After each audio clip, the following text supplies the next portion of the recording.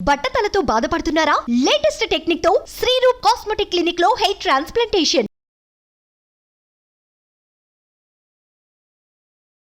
నమస్తే అండి అందరికీ. ఇవాళ ఒక చిన్న హార్ట్ అటాక్స్ అంటే ఏంటి, వాటిని ఎలా ఐడెంటిఫై చేయాలన్న దాని మీద ఒక చిన్న ఇది చేద్దాం. సో చాలామంది ఏంటంటే ఈ చెస్ట్ పెయిన్ వచ్చిన ప్రతి ఒక్కరు కూడా కొంతమంది ఏమో ఓవర్గా రియాక్ట్ అవుతారు. నిజంగా హార్ట్ అటాక్ వచ్చిన వాళ్ళేమో చాలా లేట్గా వస్తూ ఉంటారు. సో ఈ వీడియో ఉద్దేశం ఏంటంటే అట్లీస్ట్ ఈ వీడియో చూసిన వాళ్ళు కొంతమంది అన్నా ఇది పెయిన్ వచ్చింది, లెఫ్ట్ సైడ్ చెస్ట్ పెయిన్ వచ్చింది, నాకేమైనా హార్ట్ ప్రాబ్లం ఉందేమని ఎర్లీగా డిటెక్ట్ అయితే ఈ పర్పస్ సాల్వ్ అయినట్లు. సో ఎనీ పర్సన్ ఇంతకుముందు అంటే 50 సంవత్సరాలు పైబడిన వాళ్ళు, 60 సంవత్సరాలు పైబడిన వాళ్ళు మాత్రమే హార్ట్ అటాక్ గురవుతారు అనేది ఒకటి.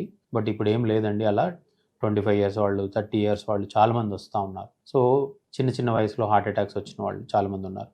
సో ఎలా ఉంటుంది, సిమ్టమ్స్ ఎలా ఉంటాయంటే, ఎవరికైనా ఎడమ వైపు చెస్ట్ అంతా పట్టేసినట్టు అనిపించడం కానీ, మంటగా అనిపించడం కానీ, ఈ సిమ్టమ్స్ అన్నీ నడుస్తున్నప్పుడు ఎక్కువ అవ్వడం కానీ, లేకపోతే మెట్లు ఎక్కుతున్నప్పుడు బాగా ఇబ్బంది అనిపించడం, మెట్లు ఎక్కలేకపోవడం, మెట్లు ఎక్కుతున్నప్పుడు ఆయాసం వచ్చి ఆగిపోవడం, బాగా చెమటలు పట్టడం, ఆర్ గొంతు పట్టేయడం, నడుస్తున్నప్పుడు గొంతు పట్టేయడం, ఆర్ ఈ రెండు షోల్డర్ బ్లేడ్స్ మధ్యలో పెయిన్ వచ్చినా కూడా నడుస్తున్నప్పుడు, ఇవన్నీ కూడా హార్ట్ రిలేటెడ్ సిమ్టమ్స్. ఏమవుతుంది ఈ టైంలో అంటే, మీరు ఎగ్జర్షన్ చేస్తున్నప్పుడు హార్ట్ రేట్ అనేది బాగా పెరుగుతుంది. హార్ట్కి ఎక్కువ బ్లడ్ కావాలి ఆ టైంలో. ఇఫ్ దెర్ ఇస్ అంటే హార్ట్ రక్తనాళాలు ఏదన్నా బ్లాక్ అయి ఉంటే ఈ బ్లడ్ సప్లై అనేది సరిపోదు ఆ టైంలో. అందుకని వీళ్ళకి నడిచినప్పుడు ఎక్కువగా ఇబ్బంది తెలుస్తూ ఉంటుంది. సో ఇది కాకుండా ఆయాసం లాగా కూడా ప్రజెంట్ అవుతారు. ఇంకా ఆడవాళ్ళలో కొద్దిగా సిమ్టమ్స్ అనేవి ఏటిపికల్గా ఉంటాయి. వాళ్ళకి రిపీటెడ్గా కొంచెం ఎగ్జర్షన్ చేసినా కూడా ఆయాసం లాగా అనిపించడం, చెమటలు పట్టడము, అలసిపోవడము, ఇవన్నీ కూడా హార్ట్ రిలేటెడ్ సిమ్టమ్స్. సో ఇలా ఉండేవాళ్ళు డెఫినెట్గా హార్ట్కి సంబంధించిన టెస్ట్లు, ECG, 2D echo, treadmill test చేయించుకుంటే కొంతవరకు మనం డిటెక్ట్ చేయొచ్చు. ఇవే కాకుండా ఇంకా మీకు ఫ్యామిలీ హిస్టరీ ఉంది, స్ట్రాంగ్గా డౌట్ ఉంది, ఇలాంటి వాళ్ళు సిటీ కొరోనరీ యాంజియోగ్రామ్ కానీ చేయించుకుంటే మనకి ఇదేమన్నా హార్ట్ రిలేటెడ్ సిమ్టమా కాదా అని తెలుస్తుంది.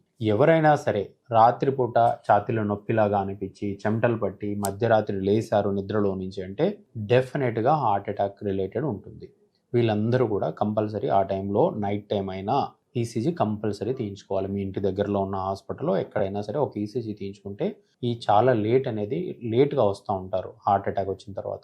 సో ఈ టైం డిలేని మనం కొంత తగ్గించవచ్చు. ఎందుకు టైం డిలేని తగ్గించాలి? హార్ట్ అటాక్ ఎప్పుడు వస్తుంది అంటే, ఈ హార్ట్కి రక్తం సరఫరా సప్లై చేసే బ్లడ్ రక్తనాళాల లోపల రక్తం గడ్డగట్టిపోతుంది. అంటే రక్తం ఆగిపోతుంది, అక్కడ కిందకి వెళ్ళదు. అంటే heart muscle is dying because of lack of blood supply. So ఈ ఏదైతే రక్తనాళం మూసుకుపోయిందో దాన్ని మనం ఇమీడియట్గా ఓపెన్ చేయాలి. ఐదర్ బ్లడ్ క్లాటింగ్ ఇంజెక్షన్ ద్వారా కానీ, ఆర్ యాంజియోగ్రామ్ చేసి ఇమీడియట్గా స్టంట్ పెట్టడం ద్వారా కానీ కంపల్సరీగా చేస్తే కానీ ఈ హార్ట్ అనేది రికవరీ కాదు.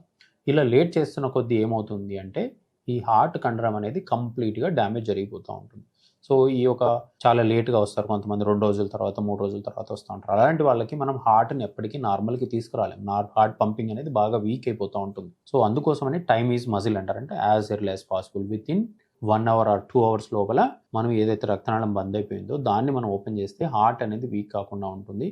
మనం తర్వాత కూడా ఎక్కువ ఇబ్బందులు లేకుండా, ఒకవేళ తర్వాత యాంజియోగ్రామ్ చేసినా, స్టంట్ వేసినా కూడా హార్ట్ అనేది నార్మల్గా ఉంటే మీరు ఇంతకుముందు ఎలా జీవిస్తున్నారో అలాగే ఉండొచ్చు. లేకపోతే హార్ట్ ఒకసారి వీక్ అయిందంటే ఆ వీక్నెస్ అనేది లైఫ్ లాంగ్ అలాగే ఉంటుంది. సో ఈ వీక్నెస్ని ఇవన్నీ అవాయిడ్ చేయాలి అంటే ఈ టైం డిలేని తగ్గించాలి. ఈ టైం డిలేని తగ్గించాలంటే ముందుగా మీకు అవేర్నెస్ ఉండాలి. ఈ పెయిన్ ఏమైనా హార్ట్ రిలేటెడ్ పెయినా అన్న దాని మీద మీకు అనుమానం వస్తే ఇమీడియట్గా మీరు హాస్పిటల్కి వెళ్తారు. సో ఇవే కాకుండా ఎవరెవరికి హార్ట్ అటాక్ వచ్చే రిస్క్ ఉంటుందంటే, ఎస్పెషల్లీ షుగర్ ఉండే వాళ్ళకి, ఈ కొలెస్ట్రాల్ లెవెల్స్ బాగా ఎక్కువగా ఉండే వాళ్ళకి, స్మోకింగ్ చేసే వాళ్ళకి, ఆర్ అన్కంట్రోల్డ్ బ్లడ్ ప్రెషర్ ఉండే వాళ్ళకి, ఫ్యామిలీ హిస్టరీ ఉండే వాళ్ళకి, ఎవరికైనా ఫ్యామిలీలో బిలో 40 ఇయర్స్ ఎవరికైనా హార్ట్ అటాక్, ఫాదర్ కానీ, మదర్ కానీ, బ్రదర్స్ కానీ ఎవరికైనా హార్ట్ అటాక్ వచ్చిందంటే వాళ్ళ ఫ్యామిలీ మెంబర్స్ అందరూ కూడా ఈ హార్ట్ రిలేటెడ్ టెస్ట్లు అట్లీస్ట్ సంవత్సరానికి ఒకసారి చేయించుకుంటే మంచిది. ఎవరెవరు ఎప్పుడెప్పుడు చేయించుకోవాలి ఈ టెస్ట్లు అన్నది అంటే, 30 ఇయర్స్ పైబడిన వాళ్ళందరూ అట్లీస్ట్ వన్స్ ఇన్ 2 ఇయర్స్ కన్నా compulsory ECG, echo, treadmill, cholesterol, sugar ఇవన్నీ కూడా